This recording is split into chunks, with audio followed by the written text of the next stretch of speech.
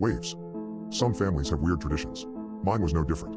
For as long as I can remember, every Friday night, my father took me down to the beach to look at the waves. I never really understood why. We didn't follow any other routines with the rest of the family.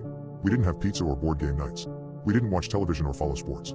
We never went on vacation together, as much as I begged, and we barely even ate meals in the same room. But regardless of the weather, conflicts, or any other excuses, at exactly 7 o'clock, my father would always drive me, and only me, down to the beach to look at the waves.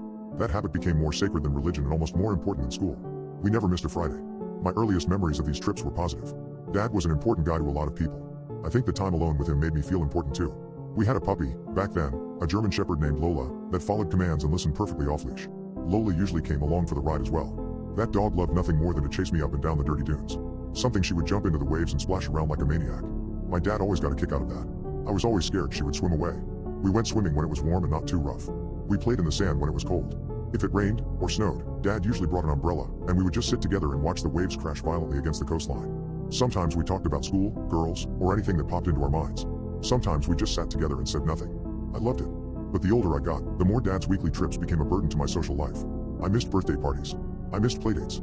I missed just sitting at home after a long week of school and relaxing. When I was 13, a cute girl in the 8th grade asked to work on a project with me after school. Friday was the only day she could do it.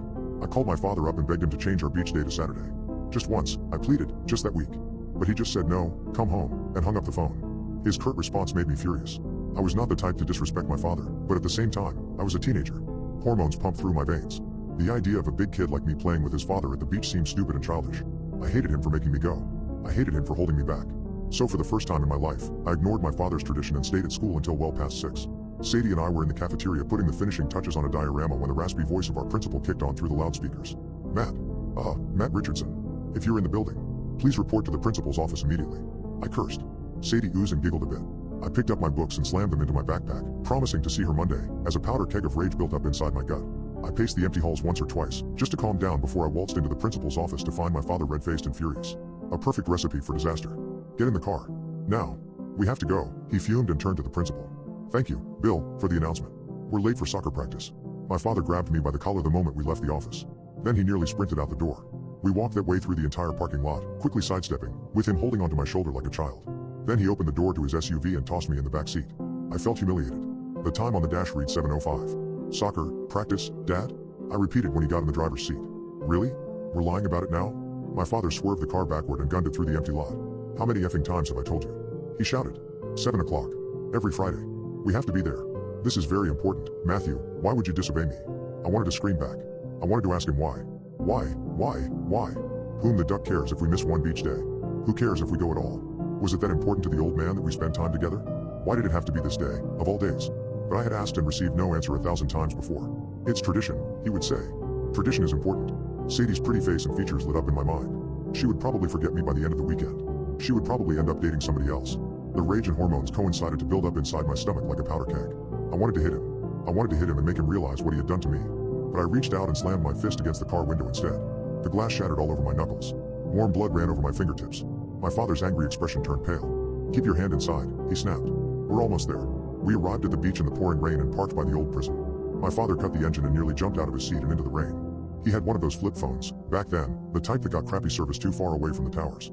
He danced around dramatically trying to find a signal to place a call. You should have effing listened to me, Matthew, he ranted. Why didn't you listen to me? The cell beeped unsuccessfully. My father nearly chucked it before he grabbed me by the shoulders and shook. I felt tears well up in my eyes. I know I was too old to be crying. I knew I looked like even more of a baby now. But it scared me to see my father so angry.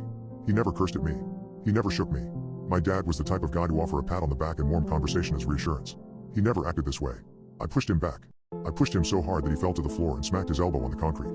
Then I stood over him like there was more coming. I don't know what made me do it. I wanted to show him that he was not the only man in the house. I wanted to show him I could take care of myself. But my actions had the opposite effect. My father didn't respect me. He looked terrified.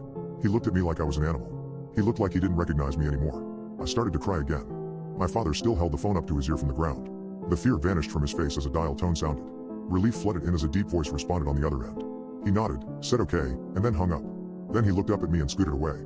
I'm sorry, son, but you just have to trust me, he whispered. These trips are important. I wiped a few tears from my eyes and stuck out my hand. Sure, Dad, I sniffled while helping him up. I'm sorry. My father returned to the car to pull some bandages from his glove box. He carefully wrapped the ends around my knuckles. I protested for him to be careful as he stepped over to the back window and pushed away the glass shards with his jacket. Then he wrapped his arm around my shoulders and led me towards the boardwalk. "It's okay, bud. Let's go watch the waves." My father died 2 weeks before my 16th birthday. The injury to his elbow prompted his first physical in years. The physical found cancer. He fought for a long time. There were ups and downs in his journey that kept him in the hospital through most of it. Nonetheless, Dad always insisted I keep up the beach trips, even if he couldn't go. "Just until your 18th birthday," he would beg pitifully. "Please." I wanted to ask why. The question burned in my brain throughout the majority of my existence. Why did we have to go to the stupid effing beach, every Friday, at the same time? Why did it matter? But ever since that day we fought, I reconciled to never make my father that disappointed in me again. And so I went, even after he passed. And I never asked why. Sometimes I still took Lolly with me. Sometimes I took Sadie. Sometimes I just went by myself and took an hour to relax with a book by the waves. It quickly became a peaceful habit, rather than a painful one, filled with the memories of my late dad and the soothing sounds of the sea. But after high school, my goals drifted off in other directions. I wanted to go to college. I wanted to get away from the shore. I wanted to experience the world and see things for myself. And I wanted to live in a world where I didn't have a standing appointment every goddamn week. So when my 18th birthday rolled around, and coincidentally fell on a Friday, I resolved that night would be my final trip. I drove down to the beach a bit early and set up an umbrella underneath a passing storm. I parked my chair in the sand and watched the waves roll by, with a fresh new perspective and lease on life. Part of me welcomed the freedom. Part of me missed it. About 20 minutes later, a familiar voice shook me from my trance. I turned around to see my mother in a sundress. "Your father always intended to tell you this," she muttered as she pulled over her beach chair. "And a little birdie told me today is your 18th birthday." I smiled and stood to give her a peck on the forehead. "Back in the 80s. She sat down carefully and looked out across the water. "Back in the 80s, your father and I liked to go out to the bars and drink. I know that probably sounds weird to you now. But we were young. And your father was a hell of a dancer." I laughed. She didn't. One night, when we went to this beach bar on the edge of town, and we got into a fight, Mom allowed herself a small smile. It was one of those bad but stupid fights, you know? I don't even remember the reason. I think he said something mean about my friend. She paused and caught her breath. Anyway, we got separated. Your father marched off to the bar and got caught in line ordering drinks. I stormed off to the bathroom to drive home my point. I wanted to make him feel it, you know? But on my way out of the toilet, a man stopped me. She looked at me pensively. He had long black hair, kind of like yours. A broad jaw. Kind, blue eyes. Denim jacket and denim jeans. Very handsome, she sighed. I talked to the man for a while, and when your dad didn't come back, I followed him outside for a cigarette. I noticed her fingernails were dug into the armrests. I didn't stop her to ask why. Maybe I was naive. Maybe I thought nothing bad could happen. I was born in this town. I grew up in this town. I knew everyone but him. And something about that face just seemed so mysterious. He was new. Fresh blood. My mother looked away as tears started to fill her wrinkled eyes. The next sentence spilled out of her like a confession. "I don't remember the rope. He smacked my head so hard on the car door that I passed out. I woke up in the parking lot, and I'm thankful for that. The other girls were not so lucky." She stared at me, suddenly becoming stoic. 6 in total. But only one became pregnant. You were born 9 months later. A healthy, happy baby. I felt the color leave my face. No. I wanted to scream the word 1,000 times. No, no, no. Your father and I attended the trial. I testified. Jeremy was convicted and given a life sentence for 6 ropes and 2 homicides. He served his term at the Hook Correctional Facility. She turned and slowly pointed towards the prison. My world collapsed around me. Why, Mom? Why am I here? My mother couldn't hold in her sobs any longer. "Honey, he knew about you." "I don't know how," she choked. "He said he could hurt you. He said he could unalive you. Even from the inside, you know, he said he had friends. We couldn't take the chance. We couldn't. No one could know. No one."